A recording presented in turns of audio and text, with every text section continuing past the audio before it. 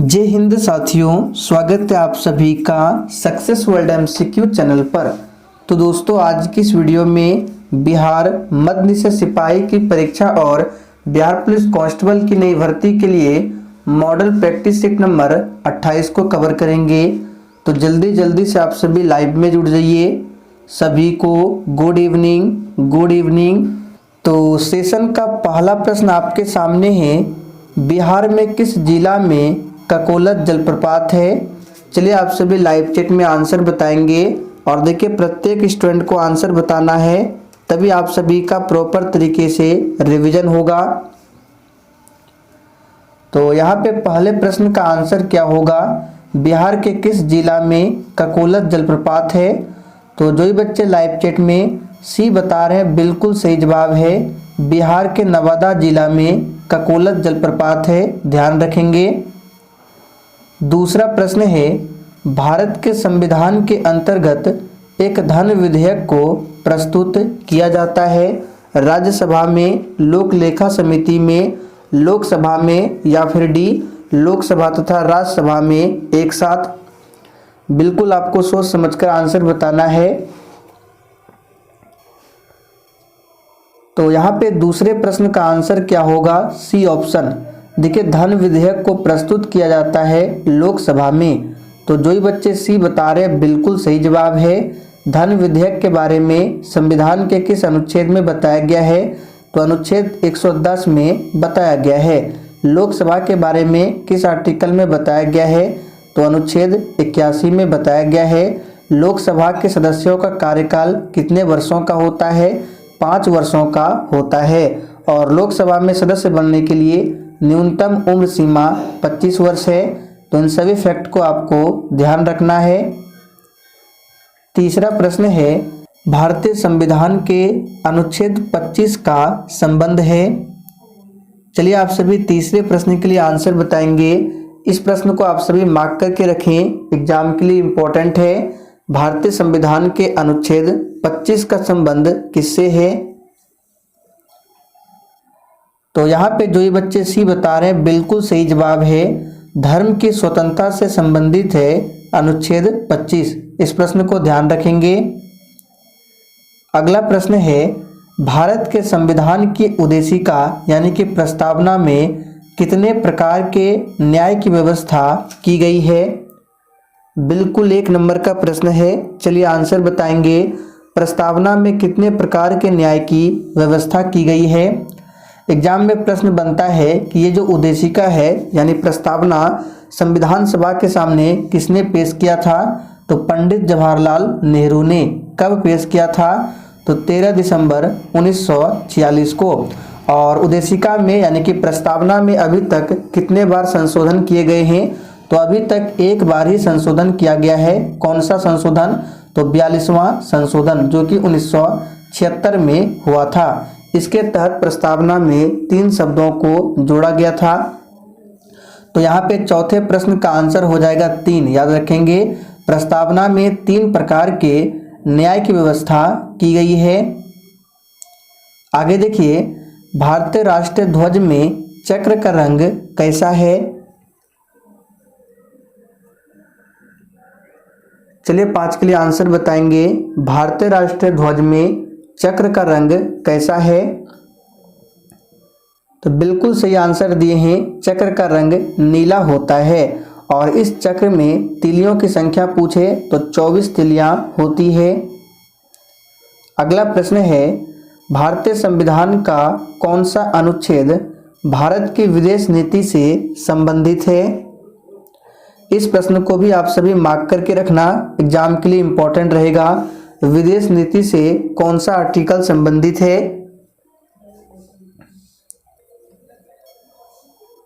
तो यहाँ पे जो ये बच्चे डी बता रहे हैं, बिल्कुल सही जवाब है, अनुच्छेद 51 से संबंधित है भारत की विदेश नीति। अगला प्रश्न है, क्षेत्रफल की दृष्टि से भारत का स्थान निम्नलिखित में से कौन सा है। बहुत ही सिंपल प्रश्न है और इस प्रश्न का आंसर किसी का भी गलत नहीं आना चाहिए। चलिए आंसर बताएंगे, भारत का स्थान क्षेत्रफल की दृष्टि से विश्व में कौन सा स्थान है। तो देखिए जनसंख्या की दृष्टि से पूछे तो दूसरे स्थान पर भारत आता है अभी वर्तमान में, लेकिन क्षेत्रफल की दृष्टि से बात करें तो ये 7वें स्थान पर आता है। अगला प्रश्न है लाल बहादुर शास्त्री का समाधि स्थल का नाम क्या है? चलिए 8 के लिए आंसर बताएंगे। और देखिए लाल बहादुर शास्त्री ने ही जय जवान जय किसान का नारा दिया था। यहाँ पे 8वें प्रश्न का आंसर क्या होगा? लाल बहादुर शास्त्री का समाधि स्थल का नाम क्या है? तो जो ही बच्चे सी बता रहे बिल्कुल सही जवाब है, ये विजय घाट है। लाल बहादुर शास्त्री भारत के दूसरे प्रधानमंत्री थे। राजघाट की बात करें तो महात्मा गांधी का समाधि स्थल है राजघाट। शक्ति स्थल इंदिरा गांधी का समाधि स्थल है। आप लोग थोड़ा सा कमेंट करके बताएंगे भीमराव अंबेडकर का समाधि स्थल का नाम क्या है? आप सभी को कमेंट बॉक्स में आंसर बताना है। स्वेज नहर जोड़ती है।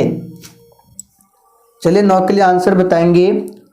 स्वेज नहर जोड़ती है। और कल के रिवीजन क्लास में हमने आपको बताया था स्वेज नहर, कील नहर और पनामा नहर। हमने आपको बोला था आपको 3 प्रश्न याद रखना है, स्वेज नहर, कील नहर और पनामा नहर। तो यहाँ पे आंसर क्या होगा? स्वेज नहर जोड़ती है, याद रखिएगा लाल सागर और भूमध्य सागर को। आप लोग थोड़ा सा कमेंट करके बताएंगे स्वेज नहर का निर्माण कब हुआ था? आगे देखिए मसालों की रानी किसे कहते हैं? बिल्कुल आपको सोच समझकर आंसर बताना है। और जितने भी प्रश्न आपके सही हो रहे हैं आप लोग कॉपी में लिख कर रखिए, फिर सेशन के लास्ट में आपको अपना अपना स्कोर कमेंट करके बताना है। तो मसालों की रानी कहते हैं इलायची को, यहाँ पे बी ऑप्शन आपका सही जवाब है। और गरम मसालों का राज्य पूछा जाता है तो केरल। सबसे अधिक मसाला जो होता है केरल राज्य में, ध्यान रखेंगे। आगे देखिए नाजीवाद के संस्थापक कौन थे? चलिए आप सभी 11 के लिए आंसर बताएंगे नाजीवाद के संस्थापक कौन थे? बिल्कुल आपके एग्जाम में छपने वाला प्रश्न है। तो दोस्तों यहाँ पे 11वें प्रश्न का आंसर जो ही बच्चे हिटलर बता रहे हैं बिल्कुल सही जवाब है। नाजीवाद के संस्थापक कौन थे? तो हिटलर थे, ध्यान रखेंगे। दीन ए इलाही धर्म किसने चलाया था? इस प्रश्न को हमने आपको प्रैक्टिस सेट में काफ़ी बार बताया है, तो किसी का भी आंसर गलत नहीं आना चाहिए। दीन ए इलाही धर्म को किसने चलाया था? तो सबसे पहले याद रखिए दीन ए इलाही धर्म की स्थापना होती है 1582 में। और इसको किसने चलाया था? तो अकबर ने। ए ऑप्शन जो ही बच्चे दिए हैं बिल्कुल सही जवाब है। अकबर का मकबरा कहाँ है? सिकंदरा में, यहाँ पे लिख देते हैं सिकंदरा में अकबर का मकबरा है। शेरशाह सूरी का मकबरा पूछा जाता है, बिहार के सासाराम में है। फाइयान कहाँ का निवासी था? चलिए आप सभी 13 के लिए आंसर बताएंगे। और जिसने अभी तक सेशन को लाइक नहीं किया है फटाफट से आप सभी सेशन को लाइक करें और सेशन को दोस्तों के साथ अधिक से अधिक जरूर शेयर करें। तो सबसे पहले ध्यान रखना है फाइयान जो है ये किसके दरबार में आया था? तो चंद्रगुप्त द्वितीय के दरबार में आया था। और फाइयान जो है चीन का निवासी था। तो सी ऑप्शन जो ही बच्चे बता रहे हैं बिल्कुल सही जवाब है। वर्मा जो है ये म्यांमार का पुराना नाम है, वर्मा। एक्सिमो के घर बने होते हैं। चलिए 14 के लिए आंसर बताएंगे एक्सिमो के घर बने होते हैं। तो बिल्कुल सही आंसर दिए हैं एक्सिमो के घर बर्फ के बने होते हैं। तो ए ऑप्शन जो ही बच्चे दिए हैं बिल्कुल सही जवाब है।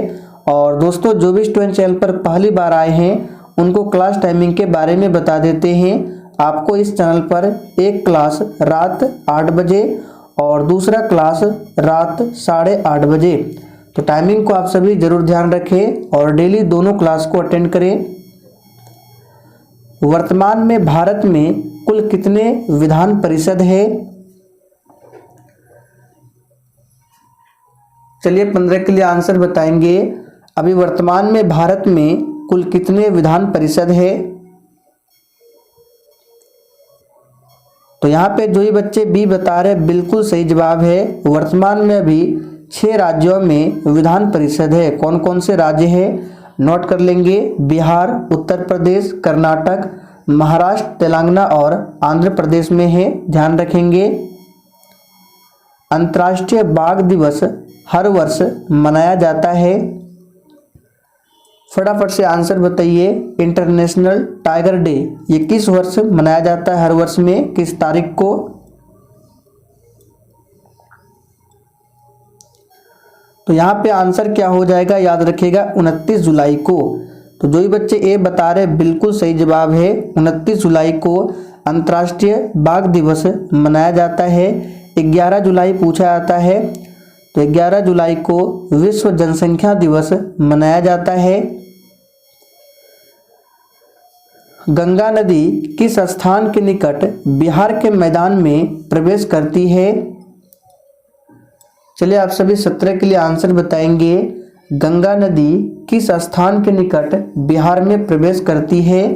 देखिए गंगा नदी भारत की सबसे लंबी नदी है।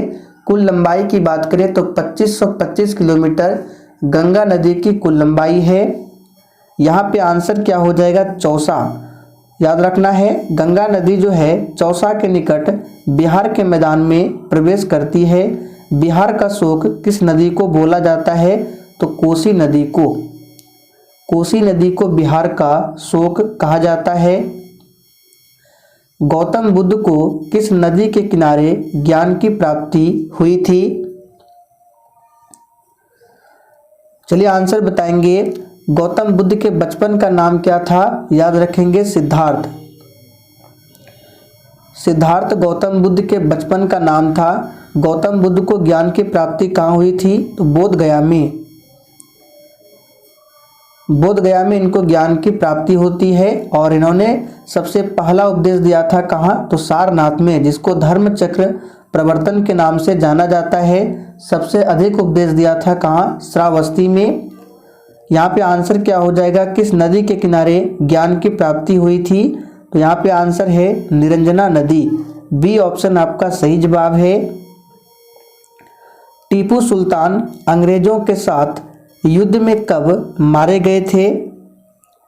इस प्रश्न को भी आप सभी मार्क कर लें, एग्जाम के लिए इम्पोर्टेंट है। टीपू सुल्तान अंग्रेजों के साथ युद्ध में कब मारे गए थे? तो यहाँ से आपको 3 प्रश्न याद रखना है। सबसे पहला प्रश्न, टीपू सुल्तान किस स्थान पर मारे गए थे? तो श्रीरंगपट्टनम में। किस युद्ध में मारे गए थे? दूसरा प्रश्न नोट कीजिए। तो चौथे आंग्ल मैसूर युद्ध में मारे गए थे। और तीसरा प्रश्न है कब मारे गए थे? तो 1799 में मारे गए थे। भारत में न्यायिक संगठन की स्थापना किसने की थी? चलिए फटाफट से 20 के लिए आंसर बताएंगे। और अगर आपको किसी भी प्रश्न में थोड़ा भी डाउट होता है तो आप लोग तुरंत कमेंट करके पूछ सकते हैं। आपके कमेंट का रिप्लाई 100% दिया जाएगा। तो न्यायिक संगठन की स्थापना भारत में किसने किया था? तो याद कर लीजिए, लॉर्ड कॉर्नवालिस ने। बी ऑप्शन जो ही बच्चे दिए हैं बिल्कुल सही जवाब है। देखिए ऑप्शन ए में है लॉर्ड मेयो। तो आपको याद होगा 1872 में इसी के शासनकाल में भारत की पहली जनगणना होती है। और नियमित आधार पर जनगणना 1881 में लॉर्ड रिपन के शासनकाल में। लॉर्ड कर्जन के शासनकाल में 1905 में बंगाल का विभाजन होता है। महारानी लक्ष्मीबाई की समाधि कहाँ स्थित है?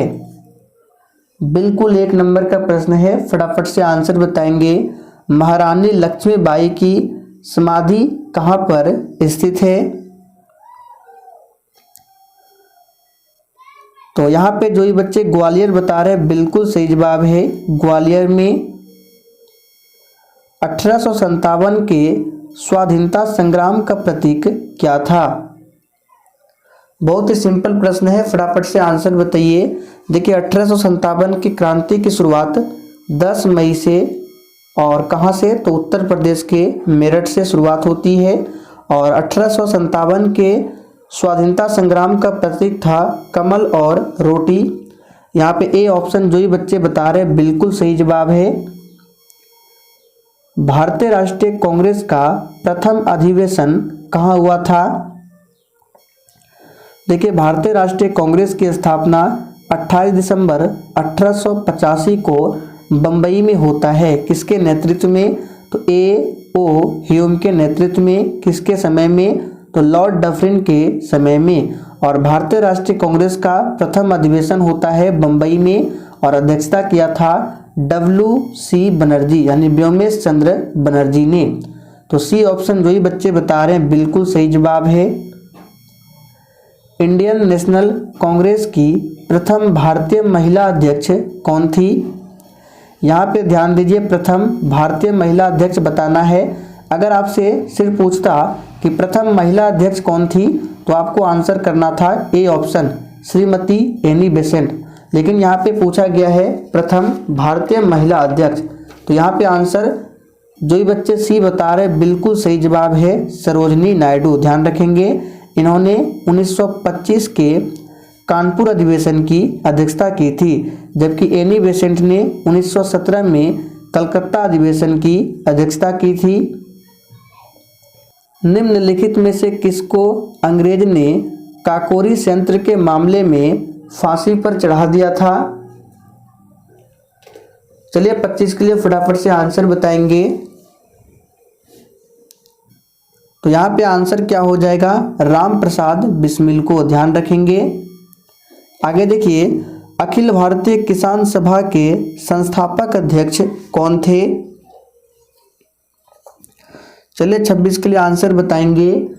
अखिल भारतीय किसान सभा के संस्थापक अध्यक्ष कौन थे? तो याद कर लीजिए, एग्जाम के लिए इंपॉर्टेंट रहेगा। यह है स्वामी सहजानंद सरस्वती। तो बी ऑप्शन जो ही बच्चे बता रहे हैं बिल्कुल सही जवाब है। जयप्रकाश नारायण ने संपूर्ण क्रांति का नारा दिया था और इनको लोक नायक की उपाधि दी गई है और लोकमान्य की उपाधि बाल गंगाधर तिलक को दिया गया है। स्वराज पार्टी को संस्थापित किया था। इस प्रश्न को आप सभी मार्क करके रखेंगे, वेरी वेरी इंपॉर्टेंट प्रश्न है। फटाफट से आंसर बताइए। देखिए, स्वराज पार्टी का गठन कब हुआ था? डेट आप लोग जरूर याद कर लीजिए, एग्जाम में ये प्रश्न आने की काफ़ी ज़्यादा चांसेस है। तो स्वराज पार्टी का जो गठन हुआ था 1923 में और अभी चल रहा है 2023, यानी गठन होने से पूरा 100 साल हो चुका है। तो इसको याद रखेंगे। तो स्वराज पार्टी का गठन हुआ था 1923 में। किसने किया था? तो CR दास और मोतीलाल नेहरू ने। तो सी ऑप्शन जो ही बच्चे बता रहे हैं बिल्कुल सही आंसर है। भारत में वन संरक्षण अधिनियम कब पारित किया गया? चलिए 28 के लिए आंसर बताएंगे। भारत में वन संरक्षण अधिनियम कब पारित किया गया?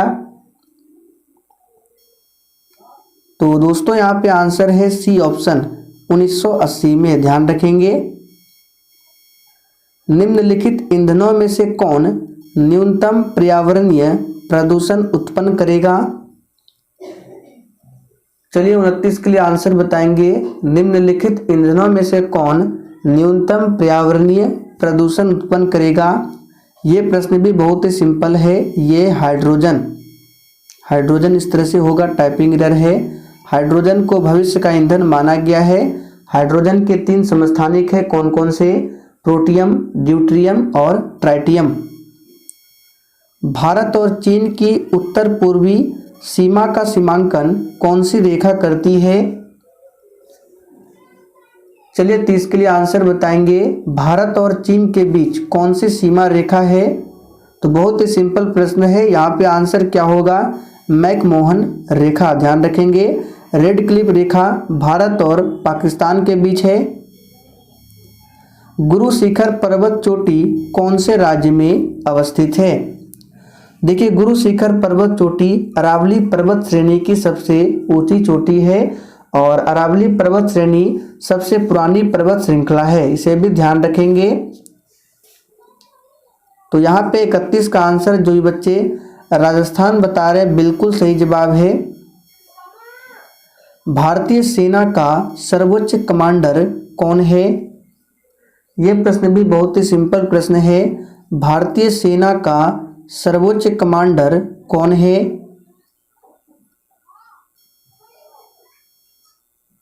तो यहाँ पे 32 का आंसर क्या हो जाएगा? डी ऑप्शन, राष्ट्रपति। ध्यान रखेंगे।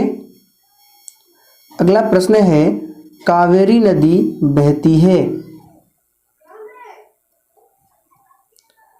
चलिए 33 के लिए आंसर कीजिए। कावेरी नदी बहती है। तो यहाँ पे जो ही बच्चे बी बता रहे हैं बिल्कुल सही जवाब है। दक्षिण भारत में कावेरी नदी बहती है। ध्यान रखेंगे। और इसी कावेरी नदी पर है मैट्टूर बांध। और यह मध्य निषेध सिपाही में पूछा गया था कि मैट्टूर बांध किस नदी पर है?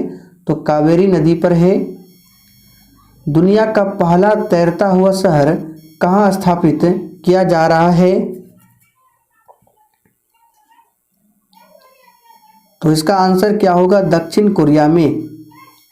आखिरी प्रश्न है, हाल ही में प्रकाशित पुस्तक राइटिंग ऑफ माई लाइफ, इसके लेखक कौन है?